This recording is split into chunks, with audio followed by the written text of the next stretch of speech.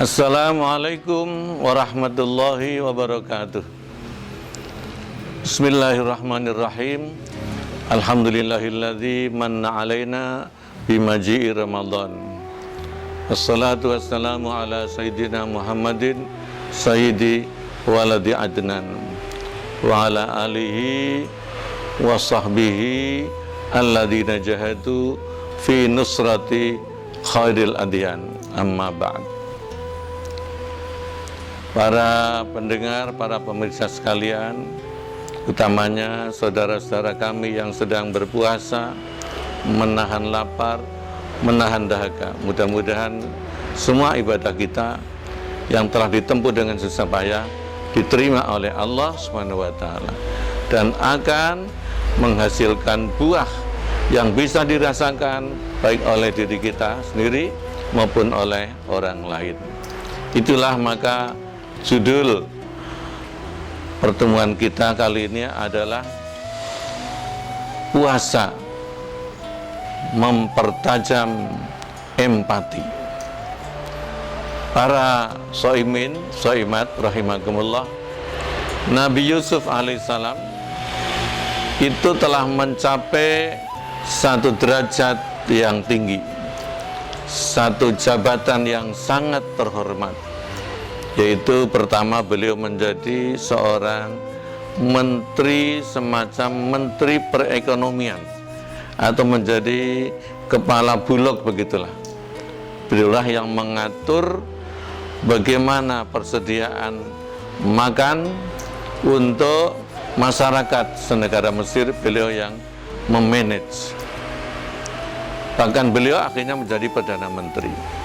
Ketika beliau menjadi kepala bulog, beliau tetap berpuasa Daud, ya. Sehari puasa, sehari berbuka. Lalu ada yang sangat mengagumi beliau. Kenapa seorang begitu tinggi jabatannya tapi kok selalu berpuasa? Wahai paduka Nabi Yusuf, saya ingin bertanya, mengapa paduka ini sehari puasa, sehari tidak? Oh begitu. Karena dengan berbuka, dengan mokel, saya menjadi bersyukur kepada Allah Ta'ala ketika menikmati rizkinya, menikmati makanan-makanan yang lezat. Kenapa harus berpuasa? Karena dengan berpuasa, aku akan menjadi ingat kepada orang yang sehari-hari, setiap hari merasakan apa yang baru saya rasakan di waktu aku berpuasa, yaitu mereka fuqara, masakin yang hidup di dalam kemiskinan.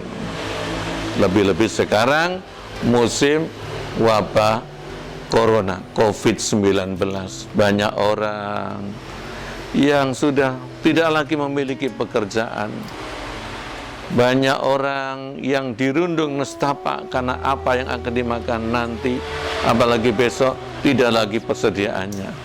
Mereka mengharapkan uluran tangan dari orang lain.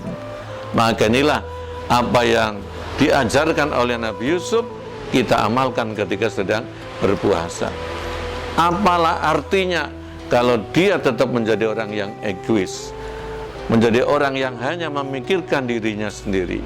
Berpuasa adalah melatih diri kita dengan merasa lapar dan dahaga untuk berempati kepada orang yang setiap hari merasakan seperti itu. Inilah maka puasa harus mempertajam empati kita, mempertajam rasa kasih sayang kita. Sayyidina Umar bin Khattab, seorang khalifah yang paling sukses. 10 tahun beliau menjabat jadi khalifah dan bisa menyulap negara Islam waktu itu menjadi negara yang baldatun thayyibatun wa rabbun ghafur. Sampai-sampai ibu yang menyusui juga dikasih tunjangan supaya dia bisa maksimal di dalam menyusui, menanamkan kesehatan bagi putranya. Begitulah keadaan kemakmuran di negeri Islam di bawah pimpinan Khalifah Umar. Tapi beliau sendiri tetap hidup sederhana, bajunya pun hanya 2 setel, itu pun pakai tambal-tambalan. Suatu saat ketika Umar bin Khattab sedang incognito, sedang memantau masyarakatnya, beliau masuk jalan, keluar jalan, masuk gang, keluar gang.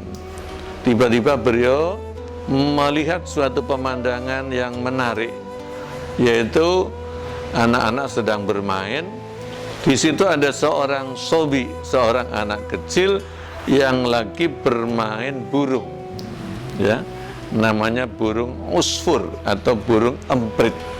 Ini dikisahkan di dalam kitab yang cukup legendaris, namanya kitab Mawa'id Usfuriyah.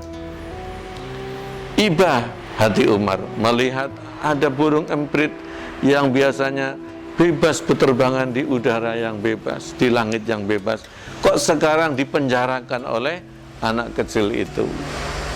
Bagaimana dia? Akhirnya dia datangi anak kecil itu, wahai anak sing ganteng, bolehkah burungmu aku beli? Berapa saja setelah kau minta?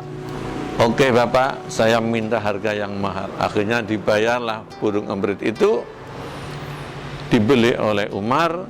Setelah diberi, kemudian dilepas di alam bebas, dimerdekakan burung itu daripada kerangkengnya. Ini adalah empati juga. Masya Allah, Allah Subhanahu Wa Taala mengapresiasi, ya, apa yang dilakukan Umar yang sekecil itu.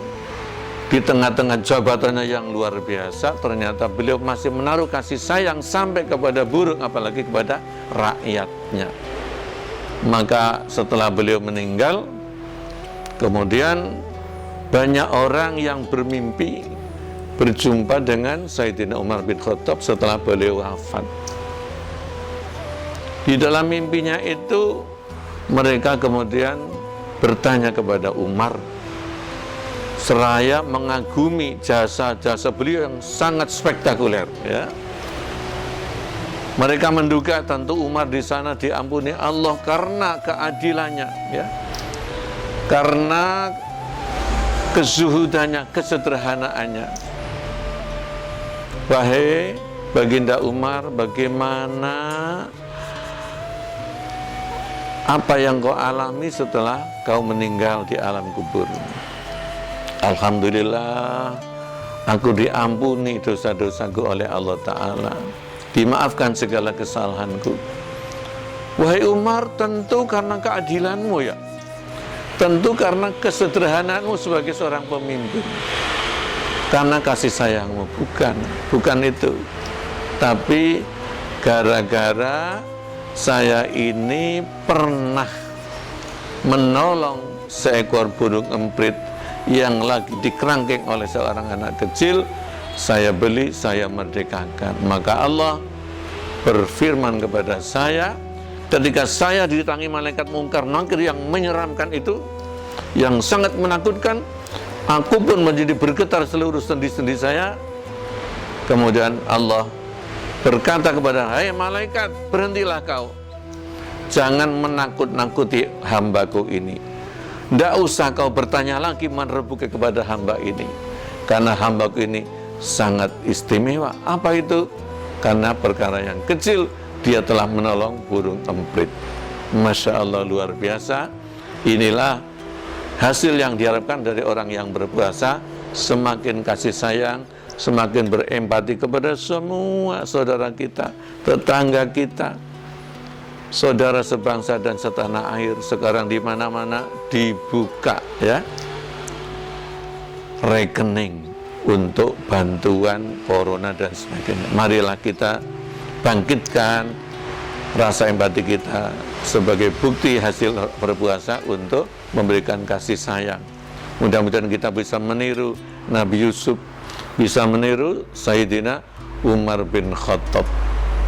Lebih-lebih kalau kita menjelang berpuasa, ya, kita lihat kanan kiri kita, siapa tetangga kita yang belum masak karena belum mendapatkan beras yang akan dimasak, belum mendapatkan sembako, di mana dia punya anak dan punya istri.